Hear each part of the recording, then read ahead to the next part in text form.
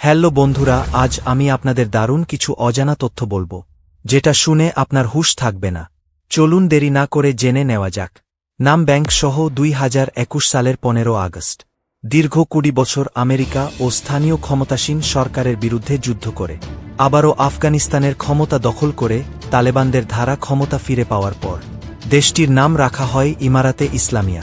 আফগানিস্তানের মোশনদে বসে তালেবান সরকার সর্বপ্রথম যে চ্যালেঞ্জের মুখোমুখি হয় সেটি হচ্ছে দেশের ভঙ্গুর অর্থনীতির মেরুদণ্ড সোজা করা, আর এই কাজে কোনোরকম আড়াল না রেখেই সরাসরি বাধা হয়ে দাঁড়ায় যুক্তরাষ্ট্রসহ পশ্চিমা দেশগুলো যুদ্ধে পরাজিত হয়ে পশ্চিমারা নিউ ইয়র্কের ফেডারেল রিজার্ভ ব্যাংকে আফগানিস্তানের সংরক্ষিত $950 কোটি জব্দ করে রাখে, যার $700 কোটি আটকে রাখা হয় আমেরিকান ব্যাংকের।